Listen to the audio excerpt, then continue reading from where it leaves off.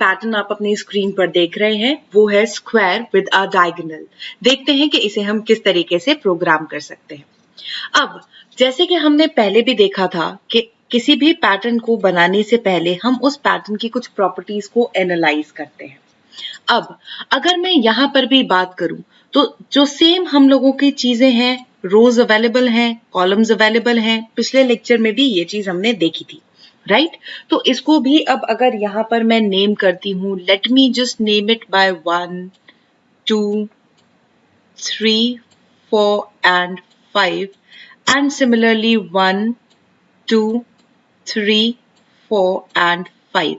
तो अब इसको भी अगर मैं ध्यान से देखूं तो जो अगर आप देखेंगे तो देखिए बाउंड्रीज हम इसमें अभी भी बना रहे हैं, राइट? तो जो हमारा हॉलो स्क्वायर वाला इफ कंडीशन था जिसमें हम लोगों ने कहा था if rows is equal to 1 and row is equal to R, यानी कि यहाँ पे वैल्यू 5, तो हमें क्या करना है, स्टार प्रिंट कराना है। तो ये कंडीशन तो यहाँ पर भी वैलिड है। नेक्स्ट कंडीशन की बात करते हैं। अगर हम बात करते हैं कॉलम्स की, तो कॉलम्स को अगर देखा जाए तो कॉलम भी अगर मेरे पास 1 है, राइट, और अगर दूसरी कॉलम की मैं वैल्यू की बात करती हूँ तो और मेरे पास अगर कॉलम सी है then only I have to print the values. तो यहां पर अगर मैं बात करती हूँ तो इस दो कंडीशन से ये जो मेरी बाउंड्रीज है, row is equals to 1, row is equals to R, column is equals to 1 and column is equals to C जो है वो फुलफिल होता है, राइट? अब हम लोगों को जो यहाँ पर बात करनी है वो बात करनी है when we will be dealing with these stars, right? अब हमें ये डायगोनल वाले स्टार्स के साथ डील करना है, राइट?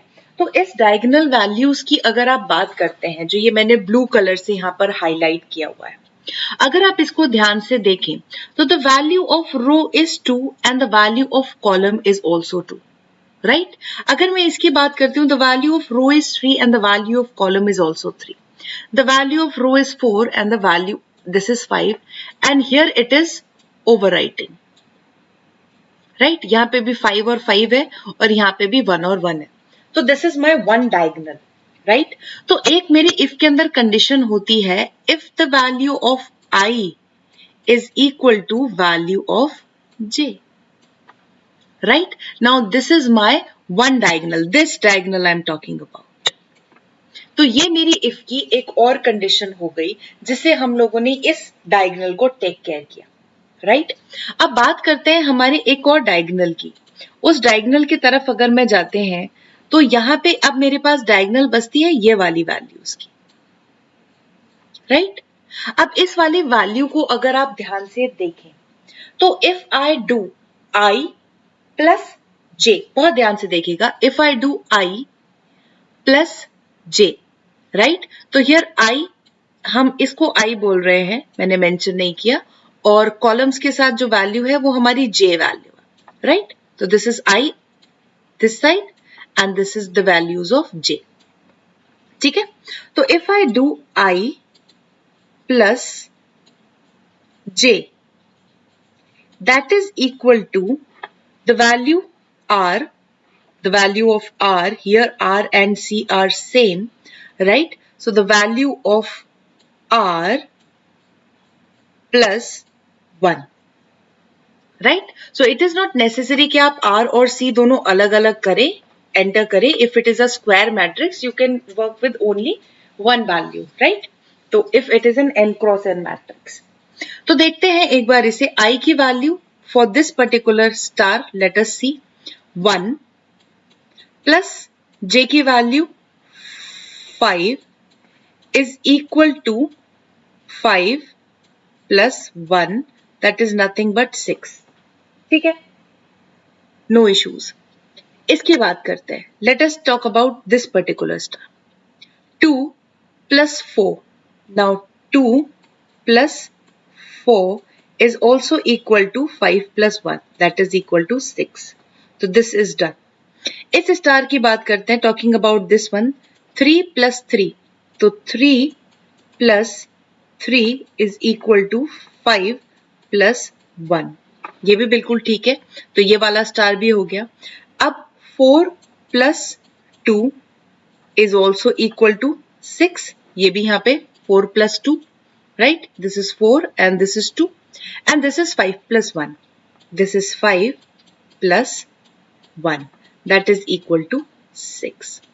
तो इस तरीके से अगर मैं इसको देखूं तो यहाँ पर भी ये रिलेशनशिप हुआ मेरा और हम इस तरीके से इस वाले स्टार को भी प्रिंट करवा पाए। तो ये वाली कंडीशंस हमारी बाउंड्रीज को प्रिंट कराने के लिए, ये हमारी एक डायगोनल को प्रिंट कराने के लिए और ये वाली कंडीशन हमारी दूसरी डायगोनल को प्रिंट कराने के लिए। देखते हैं कि क्या हम इस कोड से प्रूव कर सकते हैं इसको प्रिंट कराना, राइट? तो यहाँ पे मैंने वही चीज करी है, सिर्फ R एंटर कराया क्योंकि स्क्वायर मैट्रिक्स है। फिर हम लोगों ने यहाँ पे लूप लगाए बिकॉज अगेन मैट्रिक्स है तो मेरे को नेस्टेड लूप्स की जरूरत है। Now this condition is for the boundaries, this condition is for my this particular diagonal and this is the another condition for another diagonal, right? अब यहाँ पर आप ध्यान से देखें तो मैंने सबसे पहले अगर ये कंडीशन फुलफिल होती है तो आप स्टार प्रिंट करें, राइट? अदरवाइज जब इस पोजीशन पे और इन पोजीशंस पे ये कंडीशन फुलफिल नहीं करती है वहां पर आप स्पेस प्रिंट कर सकते हैं, right? So this is for the space and this is the print in the outer for loop for the line changing, right? तो ये rows को change कराने के लिए हमारा print statement है जो कि यहाँ पर है। चलिए देखते हैं क्या इसको प्रोग्राम करने के बाद भी हमें यही आउटपुट प्राप्त होता है। तो अभी आप लोगों की स्क्रीन पर है वो कोड जिस कोड के थ्रू हम लोग एक स्क्वायर प्रिंट कराने वाले हैं विद डायगोनल्स। अगर हम यहाँ पे देखें तो ये मेरी फॉर की कंडीशन है इफ के साथ जिसके अंदर मैंने बाउंड्रीज प्रिंट कराई हैं। दिस इज द कंडीशन जिससे मैंने एक डायगोनल प्रिंट कराया और ये मेरी कंडीशन है मेरे दूसरे डायगोनल्स की।